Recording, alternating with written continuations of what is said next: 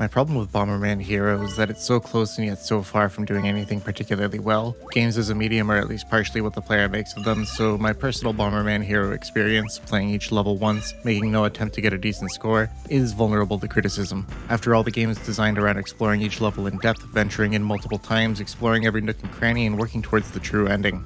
Where I take issue is that nothing in the core gameplay inspires confidence that doing so is worth my time. First impressions are everything, and the instant I gained control of Bomberman, something felt off. Beyond the controls being an impressive combo of floaty and stiff, the game presents as though it were designed with different physics in mind entirely. Platforms are laid out as though your jump height is smaller than it is, leading to a constant state of overcorrecting inputs. The arc in which you throw bombs is liable to falling short of enemies when you're grounded and sailing right over them from higher vantage points. All of this exacerbated by a severe lack of both depth perception and draw distance. You can't even kick bombs placed while moving forward. You have to back up and unclip them from your player model, killing any momentum in the heat of combat. These are core issues that lay the groundwork for a game with towering ambitions that lack foundational support. Pattern-heavy boss fights are less fun when certain attacks are unreactable. One particular fight has ceiling rubble that's likely to hit you before it casts a shadow. Variety and level archetypes lose charm when you're conditioned to recoil at the sight of a transformation cutscene, a warning that the next few minutes will be played at half the intended frame rate. Even the music, rightfully praised for its catchiness, is sullied by the fact that the same handful of songs are used throughout the entirety of the game.